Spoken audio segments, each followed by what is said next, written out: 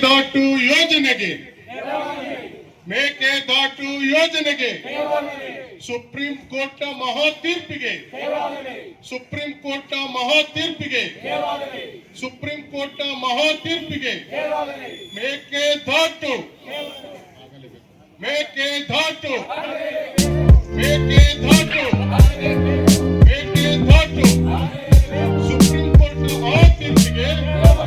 Supreme court ಮಹಾ ಆದೇಶಕ್ಕೆ, ಸರ್ವೋಚ್ಚ ನ್ಯಾಯಾಲಯದ ಮಹಾ ಆದೇಶಕ್ಕೆ, ಸರ್ವೋಚ್ಚ ನ್ಯಾಯಾಲಯದ ಮಹಾ ತೀರ್ಪಿಗೆ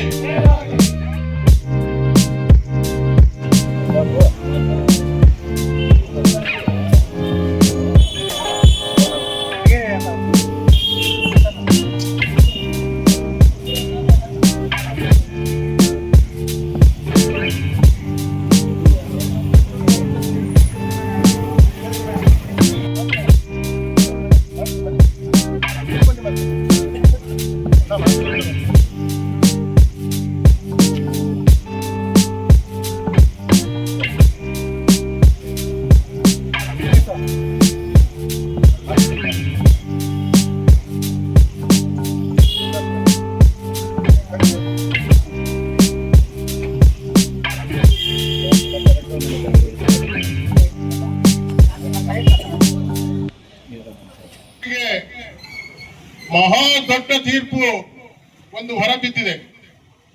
ಕಳೆದ 50 ವರ್ಷಗಳಿಂದ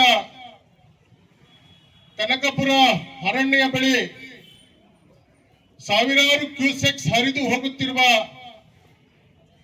ಸಮುದ್ರದ ಪಾಲಾಗುತ್ತಿರುವ ಕಾವೇರಿ ನೀರಿನ ಅಡ್ಡಗಟ್ಟಿ ಮೇಕೆದಾಟು ಯೋಜನೆ ಮಾಡಬೇಕು ಅಂತ ಹೇಳಿ ಹಲವಾರು ಸರ್ಕಾರಗಳು ಯೋಜನೆಯನ್ನ ರೂಪಿಸಿಕೊಂಡು, ಆದರೆ ಪಕ್ಕದ ತಮಿಳುನಾಡು ಸರ್ಕಾರ ಗಡಿ ಪ್ರದೇಶದಲ್ಲಿ ನಮಗೆ ಬರಬೇಕು ಮತ್ತು ಅಲ್ಲೇ ಅರಣ್ಯವನ್ನ ಸಂರಕ್ಷಣೆ ಮಾಡಬೇಕು ಅಂತ ಹೇಳಿ ಇಲ್ಲದ ಸಬೂಬನ್ನ ಹೇಳಿ ಸುಪ್ರೀಂ ಕೋರ್ಟ್ ನ ಮೆಟ್ಟಿಲು ಏರ್ತು.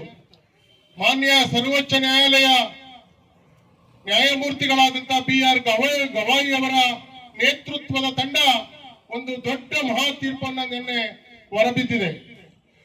ಸುಪ್ರೀಂ ಕೋರ್ಟ್ ನ ಮಹಾ ತೀರ್ಪು ಉಲ್ಲೇಖ ಏನಂತ ಹೇಳಿದ್ರೆ, ಈ ಮೇಕೆದಾಟು ಯೋಜನೆಯಲ್ಲಿ ನಾವು ವಿನಾಕಾರಣ ಬಾಯನ್ನ ಹಾಕೋದಿಲ್ಲ. ನೀವು ಕಾವೇರಿ ನಿಯಂತ್ರಣ ಸಮಿತಿಯರ ಬಳಿ, ಕಾವೇರಿ ನೀರು ನಿರ್ವಹಣಾ ಪ್ರಾಧಿಕಾರದ ಬಳಿ ಮತ್ತು ಕೇಂದ್ರ ಜಲ ಆಯೋಗದ ಬಳಿ ನೀವು ತೀರ್ಮಾನವನ್ನ ಮಾಡಿಕೊಳ್ಬೇಕು. ಸುಪ್ರೀಂ ಕೋರ್ಟ್ಗೆ ಇದಕ್ಕೆ ಬದ್ಧರಲ್ಲ ಅಂತ ಹೇಳಿ ಸುಪ್ರೀಂ ಕೋರ್ಟ್ ಹಾಕಿದಂತ ಅರ್ಜಿಯನ್ನ ನಿನ್ನೆ ವಜಾ ಮಾಡಿದೆ. ಈ ಐತಿಹಾಸಿಕ ಕನ್ನಡಿಗರ ಮೇಕೆದಾಟು ಹೋರಾಟಕ್ಕೆ ಒಂದು ದೊಡ್ಡ ಜಯವ ನಿನ್ನೆ ಸಿಕ್ಕಿದೆ. ಆದ್ರಿಂದ ಈ ಕೂಡಲೇ ರಾಜ್ಯ ಸರ್ಕಾರಕ್ಕೆ ಮತ್ತು ನೀರಾವರಿ ಸಚಿವರಿಗೆ ಮತ್ತು ವಕೀಲರಿಗೆ ಮತ್ತು ನ್ಯಾಯಮೂರ್ತಿಗಳ ತಂಡಕ್ಕೆ ಈ ದಿವಸ ಕಸ್ತೂರಿ ಕರ್ನಾಟಕ ಜನಪರ ವೇದಿಕೆ ಮತ್ತು ಮಂಡ್ಯ ಜಿಲ್ಲಾ ಎಲ್ಲ ರೈತರ ಪರ ಅವರಿಗೆ ಧನ್ಯವಾದಗಳನ್ನ ಅರ್ಪಿಸುತ್ತಾ, ಮಾನ್ಯ ರಾಜ್ಯ ಸರ್ಕಾರಕ್ಕೆ ಈ ಕೂಡಲೇ ನಾವು ಒಂದು ಮನವಿಯನ್ನ ಮಾಡ್ತೀವಿ.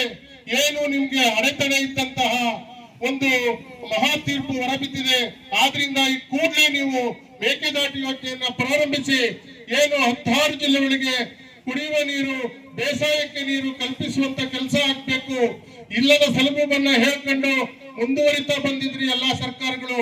ಈಗ ತೀರ್ಪು ಹೊರಬಿದ್ದಿದೆ, ಕನ್ನಡಿಗರ ಪರ ಆಗಿದೆ. ಆದ್ರಿಂದ ಅದನ್ನು ಮನಗಂಡು ಈ ಕೂಡಲೇ ನೀವು ಮೇಕೆದಾಟು ಯೋಜನೆಯನ್ನ ಪ್ರಾರಂಭ ಮಾಡಬೇಕು ಅಂತ ಹೇಳಿ ಉಭಯ ಸರ್ಕಾರಗಳಿಗೂ ಕೂಡ ನಾವು ಮನವಿಯನ್ನ ಮಾಡ್ತೀವಿ.